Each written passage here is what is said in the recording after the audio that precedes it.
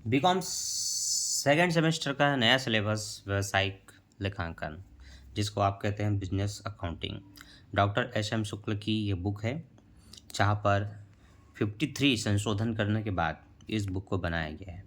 अब फिर भी इसमें संशोधन होते रहेंगे, क्योंकि गलतियाँ करना ये बुक पब्लिकेशन की आम बात होती है, खास करके कॉमर्स बैकग्राउंड में गलतियों का तो भंडार रहता है। ठीक है, तो चलो सेकेंड ईयर में ना सेकेंड सेमेस्टर में एक नया सिलेबस जुड़ गया, जो कि है लेखांकन समीकरण। पर पढ़ना वही सब चीज़ है जो आप पहले 12वीं में पढ़ चुके हैं, 11वीं में पढ़ चुके हैं। ठीक है, नए बुक का फ्रंट व्यू इसलिए दिखा रहा हूँ ताकि जो बच्चे अभी पुराने बुक से पढ़ रहे होंगे, देख लो भैया, ये बुक होना चाहिए जो कि 2024 में संस्करण होकर के 53वें संशोधन से आया है। अगले साल हो सकता है 2025 का एक नया बुक आ जाए कुछ नहीं कह सकते। बड़े बड़े अक्षरों में व्यावसायिक लेखांकन लिखा हुआ है। यहाँ पर आप विषय सूची देखेंगे इंग्लिश में, तो इस तरह से आपको एक विषय सूची मिल जाएगा, जहाँ पर बताया जा रहा है पार्टनरशिप अकाउंटिंग, फिर डिसोल्यूशन ऑफ पार्टनरशिप, ये दोनों 15-15 नंबर के आएंगे, जो कि 30 नंबर होते हैं। लगभग साझेदारी के 6 से 9 चैप्टर हैं इसमें। फिर हायर परचेज को पढ़ना है, फिर नॉन प्रॉफिट ट्रेडिंग मतलब गैर व्यापारिक संस्था, आपका किराया क्रय पद्धति, और पूरा पार्टनरशिप मतलब साझेदारी का, मतलब 4 प्रकार के मुख्य चैप्टर आपको मिलेंगे। 15 चौक 60 नंबर उन्हीं में आपको पाना है। बाकी तो क्वेश्चन किस टाइप से आते हैं, फर्स्ट सेमेस्टर से आने के बाद आपको आइडिया हो गया होगा कितने ऑब्जेक्टिव आते हैं, कितने एक नंबर के आते हैं, कितने 4 और 5 6 8 नंबर के आते हैं, सब आइडिया हो चुका है। तो उस पर डिटेल से नहीं जाएंगे, आते हैं हमारे विषय सूची पर। हमारा पहला चैप्टर है लेखांकन के लेखांकन नहीं, साझेदारी के सबसे बेसिक के ऊपर, जिसको बोलते हैं साझेदारी फर्म का लेखांकन या मूल सिद्धांत। ठीक है, उसके बाद है इसमें क्या क्या पढ़ना है, साझेदारी संलेख, एक फर्म के अंतिम खाते, साझेदारी के नए खाते जब नए प्रवेश होते हैं, जब वे अवकाश ग्रहण करते हैं, जब उनकी मृत्यु होती है, फिर जब फर्म का विघटन होता है, विघटन की 2 स्थितियां होती हैं, तो विघटन 1 विघटन 2। ठीक है, इसके बाद नीचे एक चैप्टर छोड़ के और देखेंगे तो साझेदारी फर्मों का एकीकरण, फिर दायित्व सम्मिलित या कंपनी में परिवर्तन, तो ऐसे करके लगभग 9 से ऊपर ऊपर देखें तो पूरा साझेदारी का ही चैप्टर है, चैप्टर 9 तक का, 1 से लेकर के 9 तक, है ना। किराया क्रय पद्धति और किस्त भुगतान पद्धति, ये दोनों चैप्टर को बिजनेस में डाल दिया गया, पहले फाइनेंशियल अकाउंटिंग में था। और फिर उसके बाद आगे का जो चैप्टर है आपका गैर व्यापारी संस्था और शाखाओं के लिए खाते, मतलब कोई ब्रांच अकाउंट समथिंग होंगे, विभागीय खाते। तो लगभग ये 3 अलग हैं, ये 2 अलग हैं आपके, तो ये 1 2 और ये आपका पूरा पार्टनरशिप का 3 डिपार्टमेंट। पार्टनरशिप वाला हाँ अलग है, ये शायद इतने अलग चैप्टर हैं, यूनिट्स में आ रहे हैं, वो अलग यूनिट्स में आ रहे हैं। देखो पूरा ये ऊपर अलग यूनिट्स में आएगा, ठीक है, ये पूरा अलग यूनिट्स में आएगा, ये दोनों तीनों, ये आपका एक और यूनिट है, ये दोनों चैप्टर का, और इधर का चौथा यूनिट है। ठीक है, अब हम समझते हैं हमारे पार्टनरशिप का सबसे पहला बेसिक क्वेश्चन। सबसे पहले थ्योरी भी देख लेते हैं क्या क्या है। साझेदारी फर्मों का मूल सिद्धांत में इसके मूल सिद्धांत के बारे में थ्योरी दी गई है। भारतीय साझेदारी अधिनियम 1932 की धारा 4 के अनुसार साझेदारी उन व्यक्तियों का संबंध है जो एक ऐसे व्यापार के लाभों को बांटने के लिए सहमत हुए हैं जो कि उनके द्वारा या उन सभी की ओर से किसी के द्वारा संचालित किए जाते हैं। ये एक मुख्य परिभाषा है जो कि संवैधानिक नियम के अनुसार है, और ऐसे परिभाषाओं को लिख करके आप एग्जामिनर के ऊपर अच्छा अपना इंप्रेशन जमा सकते हैं, क्योंकि नियम धारा और सन के साथ बहुत कम ही स्टूडेंट होते हैं जो किसी की परिभाषा को लिख पाते हैं। लेकिन आपने अच्छे से कंठस्थ याद करके और लिख के प्रैक्टिस करके याद कर लिया कि भारतीय साझेदारी अधिनियम 1932 के धारा 4 के अनुसार ये है, फिर इसमें भले कुछ गड़बड़ी हो, लेकिन आपने सन धारा अच्छे से लिखा ना, तो ये चेक करने वाले समझा जाता है उनके द्वारा कि इसको इस विषय पर बहुत ज्ञान है, या ये विशेषज्ञ हैं, इनको बहुत अच्छे से याद है। फिर आप बढ़िया हेडिंग वाइज इसको लिखे, जैसे 1 2 3 करके लिखा है। ठीक है, हो सकता है साझेदारी के लक्षण करके इसमें से थ्योरी आ जाए, तो लक्षण आप पढ़ना बहुत सिंपल सा है, जो 12वीं में पढ़े होगे। साझेदारी में कितने लोग होने चाहिए, विशेषता में बताओ, कम से कम 2 या 2 से अधिक लोग, तो वही 2 या 2 से अधिक लोगों का होना साझेदारी कहलाता है। ठहराव या अनुबंध, उनके बीच में कोई ना कोई शर्त ठहराव अनुबंध होता है कि हम ये काम करेंगे, इतने में लाभ हानि बांटेंगे, मतलब कुछ ना कुछ उनकी शर्तें होती है जिनको ठहराव कहा जाता है, जिस पर वो दोनों एक मत हो जाते हैं, वही ठहराव होता है। कारोबार का होना, साझेदारी का मतलब केवल यही दोस्ती यारी घूमने फिरने के लिए नहीं है। साझेदारी को साझेदारी तब कहते हैं जब उसमें एक निश्चित उद्देश्य हो, उसमें कोई काम हो और फिर लाभ बांटने का प्रावधान हो। तो वही है कारोबार का होना, कोई ना कोई बिजनेस होना चाहिए ना जिसके लिए तुम पार्टनरशिप बने हो। फिर कारोबार का उद्देश्य लाभ कमाना होना चाहिए और साथ ही साथ आपस में विभाजन करना। अब कई बार कई लोग संगठन बनाते हैं, काम करते हैं, लेकिन उनका उद्देश्य लाभ कमाना नहीं होता, केवल समाज सेवा करना होता है, तो वे साझेदारी नहीं कहलाते हैं। ठीक है, तो ये बातें बताते हुए इसके बारे में लिखने, इसीलिए थोड़ा बड़ा है इसका। लेकिन इसको बड़ा है देख करके ये मत सोचना कि इसको पढ़ना ही नहीं है, पढ़ के देखो अपने मन से, आप 2-3 लाइन भी लिखोगे तो काफ़ी है। कारोबार के सभी साझेदारों में उनमें किसी के द्वारा एक के द्वारा चलाया जाना। देखो जब भी कोई पार्टनरशिप में काम करते हैं तो उनमें से कोई एक व्यक्ति काम को करता है, बाकी लोग सिर्फ सहयोग करते हैं या पैसा देते हैं, या फिर सब मिलकर काम करते हैं, कोई एक सहयोग देता है, ये भी होता है। तो आपस में मिलजुल करके काम होना चाहिए, या फिर किसी एक के निहत्थे पे जो काम चलते हैं उसके बारे में आपको बताना है। प्रत्येक साझेदार अपनी फर्म का एजेंट होता है। एजेंट इसलिए कहा जाता है, आप जिस प्रकार का काम कर रहे हो उस प्रकार के काम मार्केट में होते रहते हैं।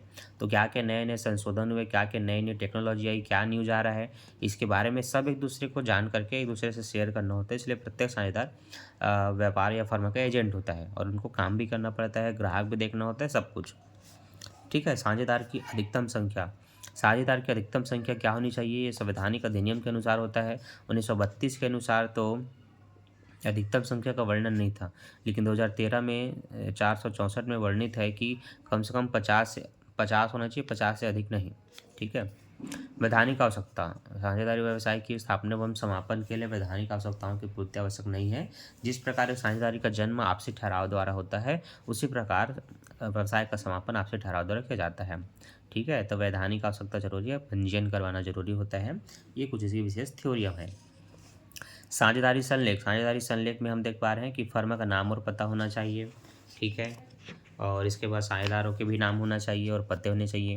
व्यवसाय किस प्रकार की है, व्यवसाय की प्रकृति, साझेदारों ने कितनी पूंजी लगाई है, लाभ हानि को किस अनुपात में बांटेंगे, साझेदार की अवधि कब तक के लिए है, मतलब 2 साल के लिए साझेदार बने कि 5 साल के लिए, 6 महीनों के लिए, क्योंकि एक निश्चित काम को पूरा करने के लिए लोग साझेदार में प्रवेश करते हैं, तो उसकी अवधि बताना जरूरी है।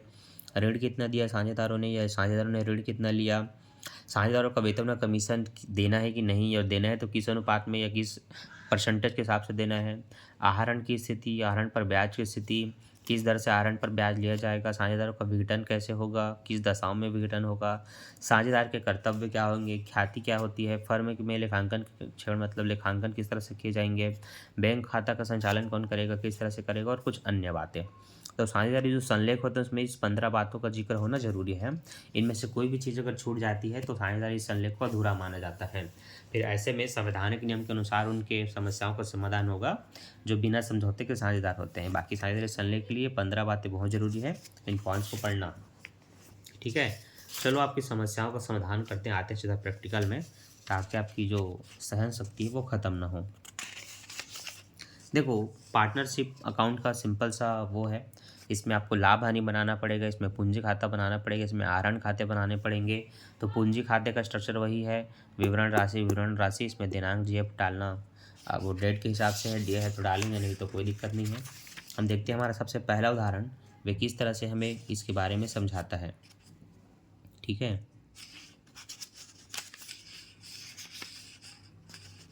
जैसे यहाँ पर बोला है पूंजी पर ब्याज की गणना तथा लाभ का विभाजन। चलिए आगे बढ़ते हैं, कुछ देखते हैं कि क्या बताना चाह रहे हैं। मोहन और सोहन एक फर्म के साझेदार है जो 5:3 के अनुपात में लाभ हानि को बांटते हैं। ठीक है, इसमें थोड़ा सा मैं जूम कर लेता हूँ इसको।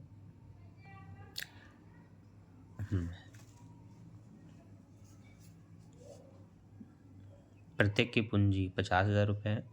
वर्ष के अंत में कुल 24,000 रुपये का लाभ हुआ है और पूंजी पर 5% दर से ब्याज देना है। देखो 50,000 की पूंजी पर 5% ब्याज दोगे तो कितना निकलेगा, 5 पंचे 25, 2500 निकलेगा। तो देखो मोहन का 2500 निकला है, सोहन का भी 2500 निकला है, दोनों का कुल वैल्यू कितना हुआ है, 5,000 रुपये। ठीक है, जो टोटल लास्ट में होता है इनके में पहले में कर दिया गया है। ठीक है, और आगे क्या बोला है,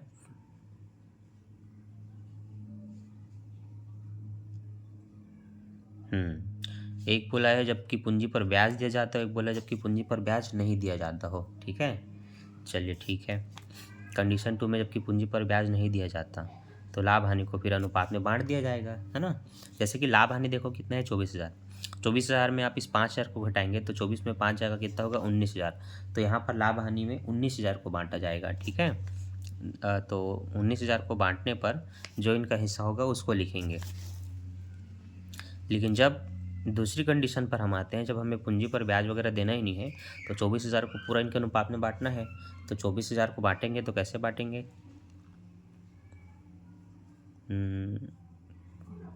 यहाँ देखो, इनका अनुपात है 5:3, मतलब 5/8।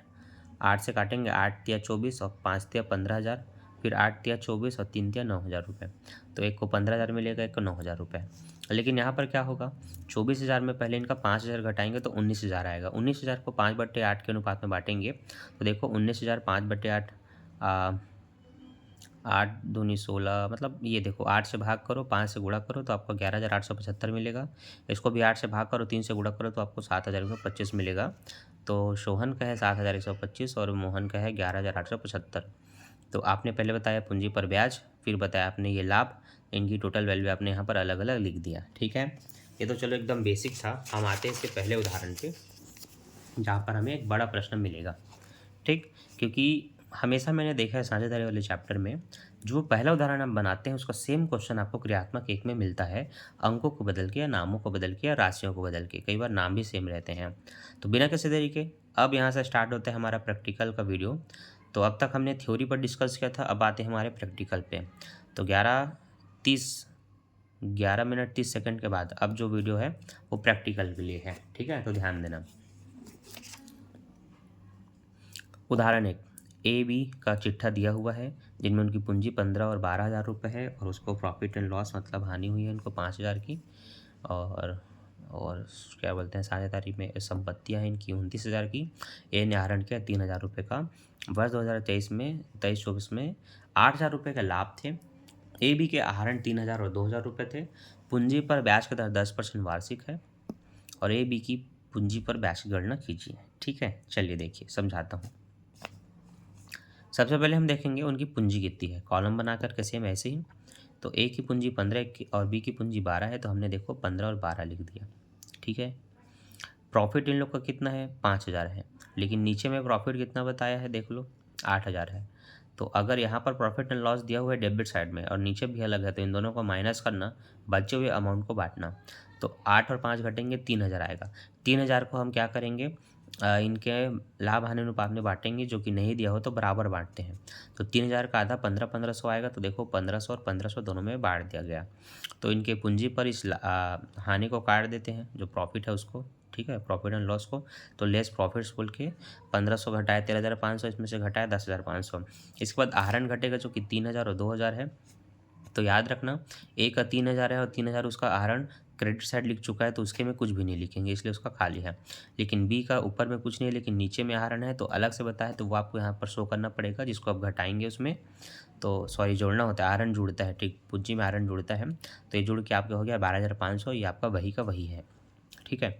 इसमें अतिरिक्त पूंजी वगैरह घटाते हैं अगर लगाया गया है तो, बाकी इसमें तो कुछ लगा नहीं है। तो जो अमाउंट आपको दिख रहा है ना, उसी का आप 10% पूंजी पर ब्याज निकालेंगे, जो प्रश्न में बोला है। तो यहाँ पर 13,500 का 10% 1,350, 12,500 का 10% 1,250, ये रहा पूंजी पर ब्याज। तो पूंजी पर ब्याज निकालने के लिए सबसे पहले ध्यान दो, पहले पुरानी पूंजी को लिखोगे, उसमें लाभ को घटाओगे, उसमें आहरण को जोड़ोगे, उसके बाद जो आएगा उस पैसे को पूंजी पर ब्याज की तरह बांटोगे। तो इसके बाद आपको उदाहरण 2 देखते हैं, जिसमें बहुत सारे खाते बने हैं। देखो सबसे पहला तो बोला है XYZ, इसमें 3 साझेदार हैं, जिनकी पूंजी 20, 10 और 4,000 रुपये है, जिस पर उन्हें 5 प्रति वर्ष की दर से ब्याज मिलने का अधिकार भी है। पूंजी पर ब्याज पाने का प्रबंध करने से पहले वर्ष का लाभ 1,100 रुपये था, ठीक है। साझेदारों के पूंजी खाते और लाभ हानि खाता बनाइए, जबकि पूंजी पर ब्याज दिया जाता हो तथा लाभ हानि बराबर बांटा जाता हो। दूसरे में जब पूंजी पर ब्याज नहीं दिया जाता हो तथा लाभ हानि को पूंजी के अनुपात में बांटा जाता हो। जो पीछे भी हमने देखा था ना, इससे पहले क्वेश्चन से पहले, वही प्रश्न हमें मिलेगा। तो चलो देखते हैं। सबसे पहले particular amount profit and loss account आप इस तरह से लिखेंगे। यहाँ पर बताएंगे पूंजी पर ब्याज, ठीक है। पूंजी पर ब्याज, जो कि पूंजी पर ब्याज की दर कितनी है, 5%। 5 दूनी 10, 1,000, 5 एकम 5, 500, और 5 चौक 20 मतलब 200। तो टोटल पूंजी पर ब्याज निकला इनका 1700। प्रॉफिट हुआ है 1100 रुपये का, तो 1100 रुपये के लिख दिए। 1700 और 1100 को घटाएंगे तो इस बार इधर का अमाउंट ज़्यादा है डेबिट साइड का, तो 1700 से दोनों को बैलेंस करेंगे। 1100 घटाएंगे 600 बचेगा, 600 को इनके बराबर अनुपात में बांटना है। ठीक है, तो 600 का आधा तो 200 रुपये बराबर बढ़ गया। ये प्रथम कंडीशन के अनुसार कंप्लीट हो गया। अब द्वितीय कंडीशन में क्या बोला गया है? अच्छा, ये उसका कैपिटल अकाउंट है। ठीक है, उसी का कैपिटल अकाउंट बनाते समय प्रॉफिट एंड लॉस के बाद कैपिटल अकाउंट जब बनाएंगे तो याद रखिए तीनों के कॉलम बनेंगे जितने साझेदार रहेंगे, तो एक्स वाई जेड, इधर भी एक्स वाई जेड। यहाँ पर सबसे पहले पूंजी को लिखेंगे, शेष लाया क्या बोल करके, तो बाय बैलेंस बोल के हमने 20,000, 12, 10,000 और 4,000 की इनकी पूंजी को लिखा। फिर जो पूंजी पर ब्याज आपने यहाँ निकाला होगा ऊपर में उसको लिखते हैं, तो पूंजी पर ब्याज का आप 1,500 और 200 को लिखा। इसी से क्लोज कर दिया, अगर और कुछ भी लिखने को नहीं है तो, और इसको इधर लिखेंगे। इसमें से आपका जो लॉस हुआ है उसको घटाएंगे, तो लॉस हुआ है 200 का। तो 21,000 में 200 गया 20,800, 10,500 में 200 गया 10,300, 4,200 में 200 गया 4,000 रुपये, ये आपका बैलेंस हो गया। जब आपने क्लोज कर लिया था तो इस जो घटाए हुए अमाउंट है शेष ले गए, इसको यहाँ शेष लाए गए लिखते हैं। तो शुरू से देख लो, पहले पूंजी को लिखना, फिर पूंजी पर ब्याज को लिखना, टोटल कर लेना। देखो ये प्रॉफिट एंड लॉस आज इधर निकला है, कभी इधर निकलता है, इधर निकलेगा तो वो भी इधर आएंगे। फिर सबको जोड़ना होता है और इधर शेष लेकर लिखते हैं, और इधर आहरण को लिखना होता है और आहरण पर ब्याज को लिखना होता है। चूंकि अभी आहरण नहीं है तो आपका ये जो है ना लॉस, उसको लिख लिया गया और बस इनके टोटल अमाउंट से इनको घटाया गया, आपका बैलेंस निकल गया। और यहाँ से जब आप क्लोज कर देंगे फुल अमाउंट से, तो जो घटा हुआ अमाउंट है शेष लेगा उसको अगले साल शेष लाएगा लिखेंगे और इसको क्लोज कर देंगे। अब फिर से लाभ हानि खाता बनेगा कंडीशन 2 के लिए। कंडीशन 2 कहता है कि पूंजी पर ब्याज नहीं देना है, तो लाभ हानि को उनके पूंजी के अनुपात में बांटना है। ठीक है, पूंजी क्या था उनका? पूंजी था उनका 20,000, 10,000, 4,000। देखो 3-3 जीरो से 3-3 जीरो सभी का काट लोगे तो यहाँ 20, 10 और 4 बचेगा। तो अगर मैं यहाँ पर 2 से काटूँ तो 2 एकम 2, 2 शून्य शून्य मतलब 10, 2 पंचे 10, 2 दूनी 4, तो 10, 5 और 2 बचेगा। 10, 5, 2 मतलब टोटल 17। तो यहाँ पर सभी को हम 17 से भाग देंगे, सभी को मतलब ये 1100 को 17 से भाग देने के बाद फिर 5 से गुणा करेंगे, फिर 2 से, फिर 10 से। तो 1100 को अगर मैं 17 से भाग देता हूँ और फिर मैं 10 से गुणा करता हूँ, तो यहाँ पर पहला आंसर आ रहा है 647। उसी 1100 को 17 से भाग दे के 5 से गुणा करता हूँ तो आता है 324। उसी 1100 को 17 से भाग दे के 2 से गुणा करता हूँ तो आता है 129। तो जो पूंजी पर ब्याज निकल रहा है वे निकल रहे हैं, सॉरी पूंजी पर ब्याज तो देने नहीं है, लाभ हानि जो निकल रहा है वे 647, 324 और 129 है। लाइन से लिख लिया गया, इसी को यहाँ शेष लेकर लिखिए और क्लोज कर दिए, खत्म। अब जो पूंजी खाता बनेगा उसमें सबसे पहले पूंजी को दिखाएंगे, फिर आपका ये प्रॉफिट एंड लॉस को दिखाएंगे, टोटल करेंगे, इसी टोटल को यहाँ पर ले गए लिखेंगे, क्योंकि अब यहाँ लिखने के लिए कुछ नहीं है। आहरण होता तो लिखते, ब्याज होता तो लिखते, आहरण पर ब्याज, हानि होता तो लिखते, यहाँ तो प्रॉफिट है तो प्रॉफिट तो हमेशा क्रेडिट होता है, डेबिट नहीं। खत्म हो गया। तो इस तरह से हमने बनाया हमारा उदाहरण नंबर 2। अब मैं आपको बताता हूँ आपका क्रियात्मक 1 क्या कहता है, क्या आप उसे बना पाएंगे? तो मेरे हिसाब से तो अगर आपने उदाहरण 1, 2 देख लिया तो आपसे बन ही जाना चाहिए, क्योंकि ये ना बने ऐसा होता ही नहीं। ठीक है, चलिए हम प्रश्न देखते हैं। पहले कई बच्चों के पास बुक नहीं होगा इसलिए मैं प्रॉपर क्वेश्चन दिखा के बता रहा हूँ। देखो बच्चों, 31 मार्च 2024 को एक्स वाई का चिट्ठा है जिसमें पूंजी उनकी 10 और 12,000 है, लेनदार उनके 8,000 है, प्रॉफिट एंड लॉस उनके 6,000 रुपये है, 4,000 का लैंड है, बिल्डिंग है 18,000 का, अदर एसेट है 12,000 का, वाई का ड्राइंग है 2,000 का।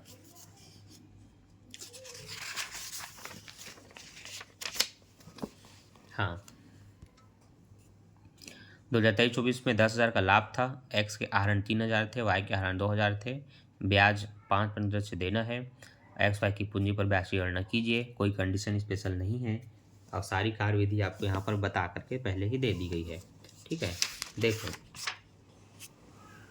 आपके फर्म में यहाँ प्रॉफिट एंड लॉस है 6,000 का, और एक प्रॉफिट एंड लॉस अलग से आपको प्रश्न में दिया जाता है जो कि 10,000 का। मैंने बताया था अभी एक क्वेश्चन पहले, जब पहले से ऊपर में लाभ हानि हो नीचे में भी हो तो उनको घटाने के बाद का बांटा जाता है। तो यहाँ पर आप देख सकते हो 10,000 में वो 6,000 घटेगा तो 4,000 को बांटना है, इसीलिए 10 में 6 घटाए 4,000 को बांटना है। किस अनुपात में? बराबर अनुपात में। तो 2 से भाग दिया है तो दोनों को 2,000 बटेगा, तो एच अदर करके यहाँ पर वही लिखा है।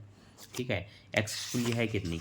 एक्स की पूंजी आप देख सकते हैं 12,000 है, सॉरी 10,000 है, और वाई की पूंजी 12,000 है। ठीक है, अब इसमें आहरण को जोड़ना होता है।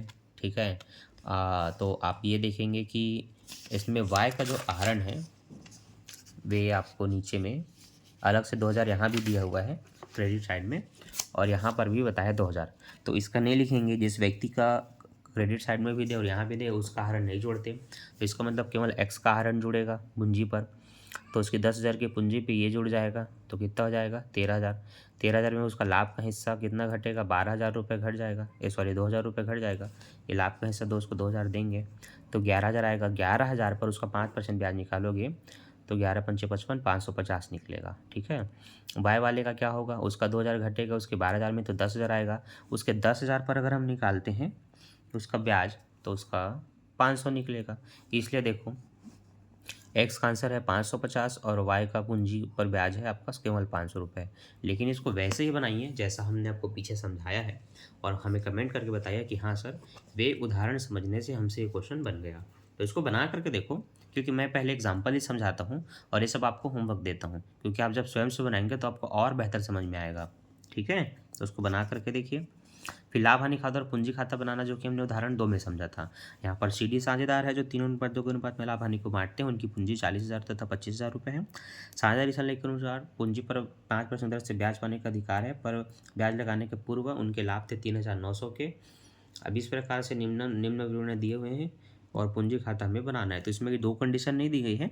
इसका मतलब बहुत ही सिंपल सा प्रश्न है। पूंजी पर आपको ब्याज निकालना है और लाभ हानि को बांट देना है, क्योंकि पूंजी पर ब्याज नहीं देना है ऐसा कुछ प्रावधान नहीं है। तो ये भी प्रश्न आपसे बन जाएगा। इसको बना करके देखो, डबल काम भी नहीं करना है। पहले लाभ हानि खाता बना लो, लाभ हानि खाता बन जाए तो फिर पूंजी खाता बना लेना। पहले पूंजी को लिखना, फिर पूंजी पर ब्याज को लिखना। लाभ हानि इधर है तो इधर लिखना और इधर आ जाए तो इधर लिखना और बैलेंस करके बना लेना। ठीक है, ये दूसरा क्वेश्चन भी बन जाएगा। तो जिन बच्चों से बन जाएगा लाइक करो, कमेंट करो हाँ सर बन जाएगा, और बना करके देखो। बनने के बाद फिर से कमेंट करो कि हाँ सर हमसे क्वेश्चन बन गया। ठीक है, तो आपके कमेंट का इंतजार रहेगा और वीडियो को लाइक करके दोस्तों में शेयर कर देना। मिलता हूँ नेक्स्ट वीडियो में। Thanks for watching. आगे के वीडियो कंटिन्यू मिलते रहेगी, इसके लिए चैनल को सब्सक्राइब करके बेल नोटिफिकेशन को ऑल पे सेट कर लेना। ठीक है, बाय बाय।